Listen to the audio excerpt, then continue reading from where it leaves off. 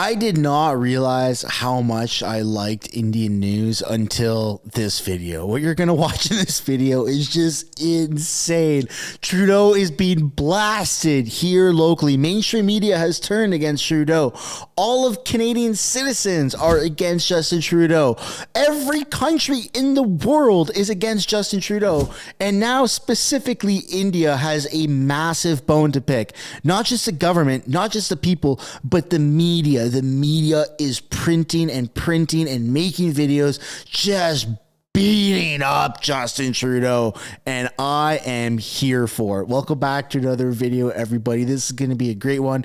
You're going to want to subscribe. You're going to want to hit the like button. You're going to want to turn those post notifications on so you can stay notified. We're fighting against YouTube suppression. We're fighting against Justin Trudeau's suppression, and this is going to be insane. As well as a quick reminder that if you have not yet purchased your I Did Not See That Coming sticker, the link for that is down in the description or the pinned comment below. Okay, are you ready for this? Because once you see this, there is no going back. Indian news is accusing Nijar, the alleged terrorist who died or got murdered, of being gay, and that he had some sort of weird affair with Justin Trudeau. This is in India news. Like, you can't make this up, man. This is awesome. Nijar was gay. Trudeau liked him. BJP leader Baga makes sensational claim amid India-Canada standoff. His statement comes amid a diplomatic standoff between India and Canada that ensued after Trudeau alleged the Indian government was involved in Nijar's killing. This is insane. And then you scroll down here, but Nijar ditched Trudeau for somebody else. Is this the reason for his murder? The BJYM in charge in Uttarakhand questioned on X, formerly Twitter. Nijar was gay and Trudeau used to like him, but Nijar ditched Trudeau for someone else. Is this the reason for his murder? His statements come amid a diplomatic standoff between India and Canada. This is insane, folks. This is the only article that I found about this, but I'd love to pass the question off to you. We kind of know and have suspected Justin Trudeau of being a closeted prime minister. I mean, this has been like the theory for a very long time, and his separation with his ex-wife, Sophie. I mean, people saw that coming, and people have been saying, or there's been speculation that they've been, divorced or separated for a very long time, and that was just an official announcement to create some sort of smoke and mirrors for the bigger picture. So is Justin Trudeau gay? I don't know. I'd love to know what you guys think down below in the comments. I'm going to go out on a limb and say the majority of people in the comments are going to say, yeah, he is.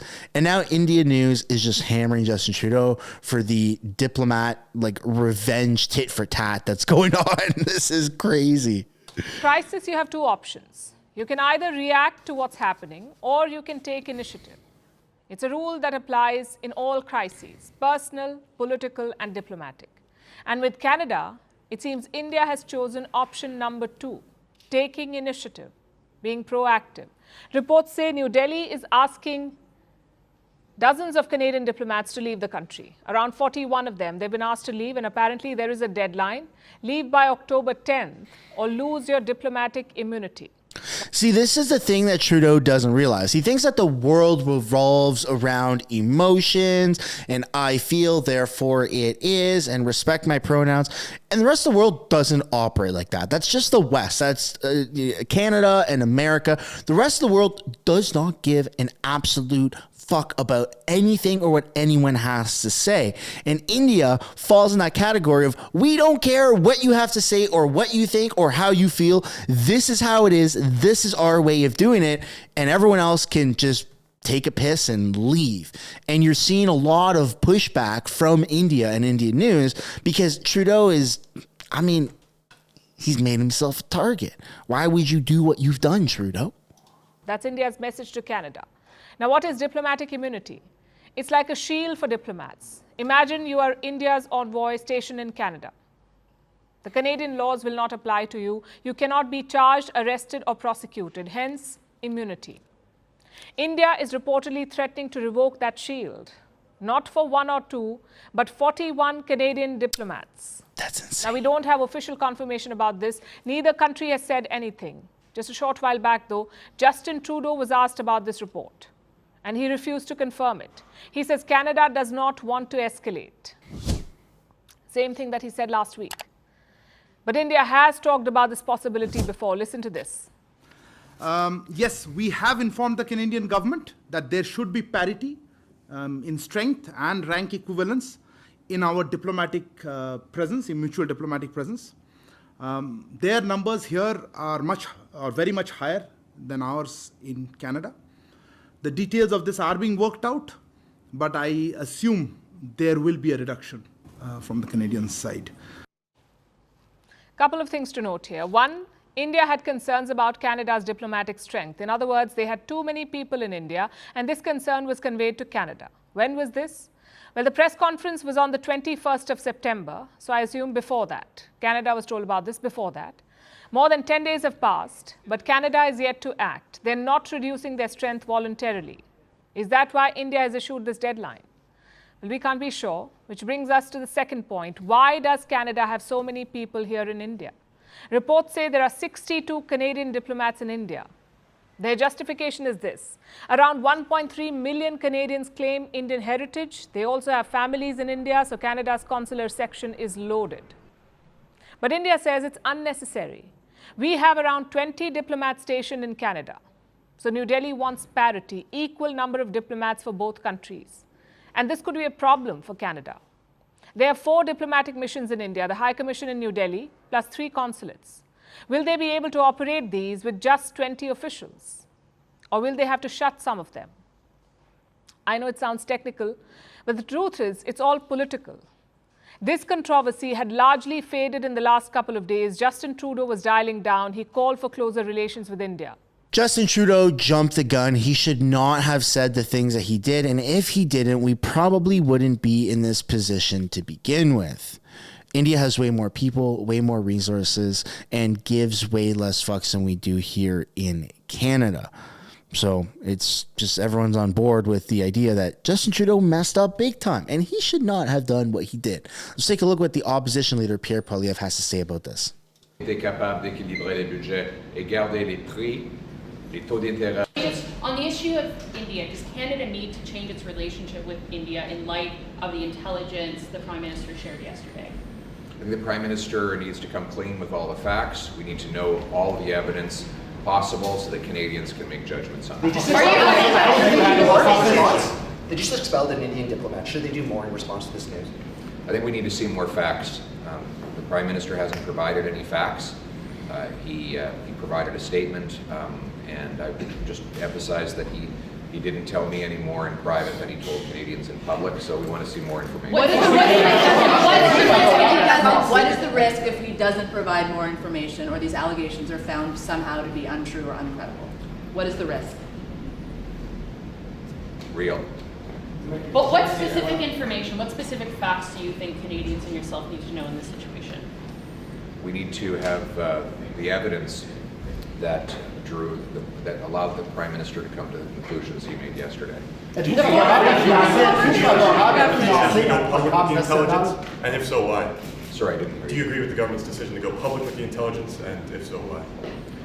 I would have to have more evidence to make a judgment on that. I think Canadians deserve to know what these allegations are and what type of information leads to believe that Canadian intelligence, or maybe just Justin Trudeau, is under the impression that India had any sort of involvement with what has happened in the killing or murder of Najjar here in Canada.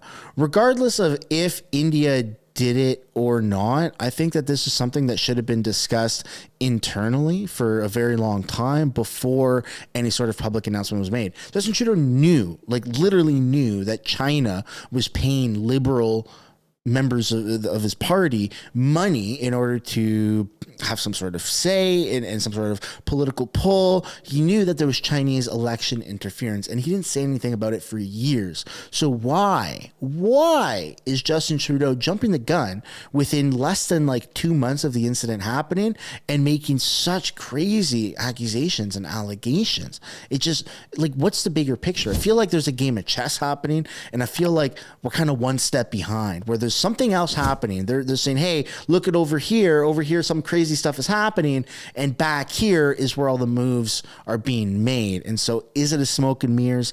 I don't know, but I'd love to know what you guys think down below in the comments. And now, above and beyond that story, India is also accusing Justin Trudeau of censoring free speech, and this comes in light of what's happened with the CRTC's announcement and how Elon Musk has been somewhat vocal about this on X, formerly known as Twitter.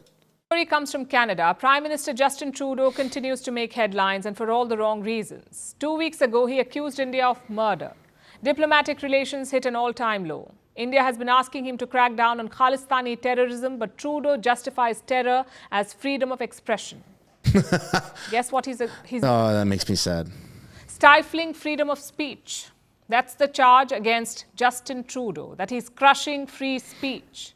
Elon Musk is the latest to say this. And the trigger is a new law in Canada. It targets podcasts. It says all online streaming services that offer podcasts must formally register with the government. Why? To maintain what it calls regulatory controls. This has led to a debate, and Musk has called Trudeau's actions shameful. Here's a report. Canada, it's often hailed as the land of maple syrup, hockey, and politeness. But it now finds itself entangled in a curious identity crisis. Blackface and Nazis. That's what Canada is known for now. Long celebrated as a bastion of freedom, Ottawa is facing accusations of stifling free speech. The accusations come from no other than Elon Musk, the owner of X, and so-called flag bearer of free speech. Musk is slamming Ottawa's new streaming laws. It says that any streaming service offering podcasts must register with the government. According to Ottawa, it's for regulatory controls. So what are these changes about? It was announced by the Canadian Radio, Television and Telecommunication Commission. This is an independent organization. It regulates and supervises Canada's broadcasting system. Now, the CRTC wants to modernize Canada's broadcasting framework. It wants to ensure that online streaming services make meaningful contributions to both Canadian and Indigenous content. There are 3 major changes that they want. The first is conditions for streaming services to operate in Canada. This one's already in motion. Streaming platforms operating within Canada and raising $10 million annually must now register their operations. The deadline for this registration is November 28th. It also includes streaming services that offer podcasts. The second change is providing information. All streaming services must provide details about their activity, like content and the number of subscribers. The third is supporting Canadian and Indigenous content. Consultations are still underway on that. So what's Canada's grand plan to revolutionize its streaming world? Some might argue that it's a good thing. After all, who doesn't want to protect the vulnerable or maintain balance and social harmony? But not everyone is happy about these rules. Experts have cast a doubt on these regulations. They're questioning why the government wants to regulate streaming services.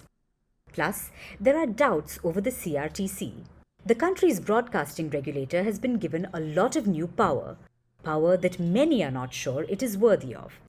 They're asking if the body even fully understands how the internet operates, that it's a serious threat to freedom of expression, a same issue that Elon Musk is now talking about on X. So Trudeau's government has been accused of stifling free speech. But what is the Prime Minister doing? Justin Trudeau is instead accusing India of murder and talking about freedom of expression. Sounds ironic, right? This is a man who's long justified Khalistani terror as freedom of expression. But when it comes to free speech in his country, there are regulations and loopholes. This is a country where apologies flow like the Niagara Falls. But when it comes to regulating, Canada isn't apologizing yet. Sorry is sometimes the hardest word, even for Canada. Prime Minister Trudeau may have projected himself as the flag bearer of free speech. And while the road to censorship may be paved with good intentions, it's often a slippery slope. You never know when you go from regulating to suppressing. And there you have it. Justin Trudeau is under fire from all different corners of planet Earth. And everyone's on board that this is a total attack on freedom of expression and free speech here in Canada. We can't allow this to happen. And unfortunately, this is the state of our country where Nazis are celebrated. Someone who's done blackface an unknown amount of times can lead our country. And now they're trying to literally regulate the internet, which has never been done before. A country other than China or North Korea has never really been able to pull this off. So you can just might as well lump some Canada into there because it really feels like we're under that Chinese communist dictatorship. That's where I'm going to end today's video. Let us know what you guys think down below in the comments about any of this. Thank you so much for watching. Don't forget to give a like and subscribe if you haven't yet already. And I will see you in the next one. Bye for now. Thanks so much for making it to the end of the video. If you want to support the channel financially, you can do so by checking out the merch shop linked right up there. Or if you want to do something for free, which is also absolutely acceptable and highly encouraged, you can subscribe right there. If you want to continue watching videos like this, you can do so by clicking or tapping right there to watch the next upcoming video. And if you want to watch a little bit of different content, but also Canadian stuff, you can do so by clicking right up there. That's my second channel, House of Canada, also known as the House of Commons Highlights. Thank you so much for watching. I look forward to seeing you in the next video.